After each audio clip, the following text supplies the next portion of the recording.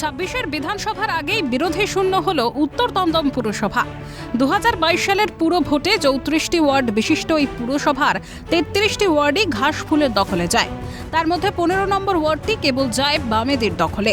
দীর্ঘ ৩ বছর বামেদের হয়ে কাজ করলেও রবিবার সকাল হতেই রাজ্যের মন্ত্রী চন্দ্রিমা ভট্টাচার্যের হাত ধরে তৃণমূলে যোগদান করেন উত্তর দমদম পুরসভার ১৫ নম্বর ওয়ার্ডের কাউন্সিলর সন্ধ্যারানী মণ্ডল, যার ফলে উত্তর দমদম পুরসভার ৩৪-এর মধ্যে ৩৪টি ওয়ার্ডই বর্তমানে তৃণমূলের দখলে।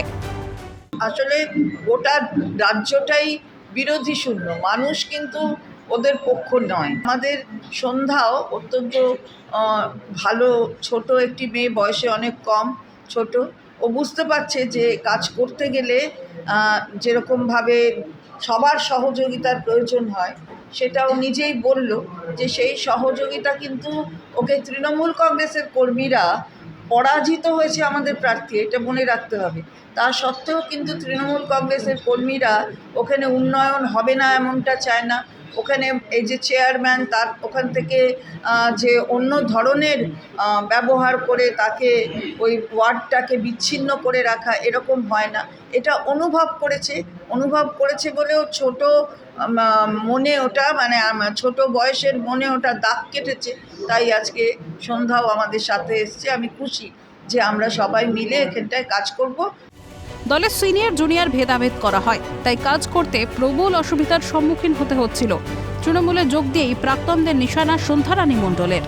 অত্যন্ত আনন্দের সংবাদ একটা আমার কাছে, এবং আমি আজকে তৃণমূল কংগ্রেসে যোগদান করতে পেরে সত্যিই খুব গর্বিত এবং খুশি। আমি আগামী দিনগুলোতে যাতে সুষ্ঠুভাবে আমার ওয়ার্ডে সুন্দরভাবে কাজ করতে পারি মমতা বন্দ্যোপাধ্যায়ের অনুপ্রেরণায়, এবং সমস্ত জনকল্যাণমূলক যত কাজ আছে সমস্ত কাজ যাতে আমি পার্টিকে নিয়ে একজন কর্মী হিসাবে এগিয়ে যেতে পারি আগামী দিনে, সেটা আমার অঙ্গীকার থাকে। আমি দলের নেত্রী মমতা বন্দ্যোপাধ্যায়ের কাছে আমি চিঠি দিয়ে আবেদন করেছিলাম, এবং সেই চিঠি আমাদের পৌরপ্রধান মহাশয়ের হাত দিয়ে এবং দিদি চন্দ্রিমাদির হাত দিয়ে, অর্থমন্ত্রী চন্দ্রিমাদি আমাদের তার কাছে পৌঁছে গিয়েছিল, এবং দিদির সঙ্গে এটা তারপরে আলোচনা হয়। অ্যাকচুয়ালি আমি জিতে এসেছিলাম, কিন্তু তারা মূলত তাদের দলের মধ্যে একটাই দ্বন্দ্ব, সেটা হচ্ছে সিনিয়র আর জুনিয়র। এই বিষয়টা তারা এখনও পর্যন্ত কাটিয়ে উঠতে পারেননি। নতুনদেরকে সুবিধা দিচ্ছেন, কাজ করার সুযোগ করছেন, কিন্তু আবার তাদেরকে কাজ করার জন্য পেছন দিক থেকে ছুরি ঘোরাচ্ছে। তো সেই জিনিসটা আমি কোনো রকমভাবে আপোষে মেনে নিতে পারিনি। তাই যারা আমাকে বাইরে থেকে সহযোগিতা করেছে, তৃণমূল কংগ্রেসের সমস্ত কর্মী এবং আমাদের পৌরপ্রধান মহাশয় বিধান বিশ্বাস সর্বসময় আমার পাশে থেকেছেন। ওয়ার্ডের বিভিন্ন উন্নয়নমূলক কাজে আমার সবসময় সহযোগিতা করেছেন। তাই জন্য আজকে আমি তার সাথে দিদির অনুপ্রেরণায় আমি আজকে এই দলে যোগ দিই। ও কাউন্সিলর হতেই ওয়ার্ডে তোলাবাজির চেষ্টা করছিল, টাকা ছাড়া কিছুই বোঝে না। সন্ধ্যারানী মণ্ডলকে পাল্টা কটাক্ষ উত্তর দমদম পুরসভার প্রাক্তন পুরপ্রধান তথা সিপিআইএম নেতা সুনীল চক্রবর্তীর। আমার পার্টির যে নিয়ম শৃঙ্খলা, পার্টিতে এলে পরে পার্টির নিয়ম মেনে চলা, সেগুলো কিছুই করছে, আউট অফ কন্ট্রোল হয়েছে, বুঝতে পেরেছেন? এবং ওর নেশা হচ্ছে পয়সা খাওয়া আর কি, এখান থেকে ওখান থেকে কিভাবে পয়সা রোজগার করে, সেটাই হচ্ছে মেইন পারপাস। উত্তর দমদম বিধানসভা জুড়ে সন্ত্রাসের পরিবেশ গড়ে তুলেছেন স্থানীয় বিধায়ক তথা রাজ্যের অর্থমন্ত্রী চন্দ্রিমা ভট্টাচার্য। তৃণমূল দল ভাঙার কাজে পারদর্শী, তাই কোনো চাপের মুখে কিংবা প্রলোভনের ফাঁদে পা দিয়েছেন অভিযোগ সৃজন শতরূপদের। উত্তর দমদম জুড়ে বিভিন্ন সন্ত্রাস, তার বিপুল অভিযোগ অনেকদিন ধরে আমরা করে চলেছি। 16 সালেও উত্তর দমদম আমরা জিতেছিলাম, কিন্তু তারপরে ব্যাপকভাবে ওখানে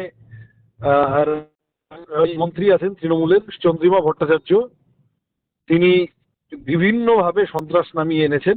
হতে পারে কাউন্সিলর হিসেবে এমন কোনো প্রলোভন দেখানো হয়েছে, বা এমন কোনো চাপ সৃষ্টি করা হয়েছে, বা এমন কিছু কোনো একটা ব্ল্যাকমেলিং করা হয়েছে। অনেক রকম হয়, প্রলোভন জয় করা খুব সহজ জিনিস নয়, হয়তো করেছে, সেই প্রলোভনের ফাঁদে পা দিয়েছেন। অনুপ্রেরণা কাজ করলে করবে, আর কি বলতে পারি। বাংলার রাজনীতিতে এই জিনিস এর আগে ছিল না, এখন আছে। তৃণমূল আসার পরে, তৃণমূল যতদিন থাকবে কি বিজেপি থাকলে বাংলার রাজনীতিতে এই কালচার থাকবে। এনার যে নৈতিকতা, তৃণমূলের মুকুলরায় রাজীব ব্যানার্জিরও তাই নৈতিকতা, বিজেপির বাবুল সুপ্রিয় আর তাপসী মণ্ডলেরও তাই নৈতিকতা, এদের সবারই একই নৈতিকতা। এক্ষেত্রেও হচ্ছে, এটা তো তৃণমূলের ঘোষিত স্ট্যান্ড যে ওরা বিরোধী শূন্য পঞ্চায়েত চায়, বিরোধী শূন্য পুরসভা চায়, বিরোধী শূন্য রাজ্য চায়, এটা তো ওদের ঘোষিত স্ট্যান্ড। রাজ্য ক্রমশ ক্ষয়িষ্ণু শক্তিতে পরিণত হলেও এখনো কি তারা পুরনো মানসিকতা থেকে বেরিয়ে আসতে পারেননি? এই ঘটনা কি তবে তারই বহিঃপ্রকাশ? শান্তনু সাহা এবং রেশমি দাসের রিপোর্ট, ক্যালকাটা নিউজ।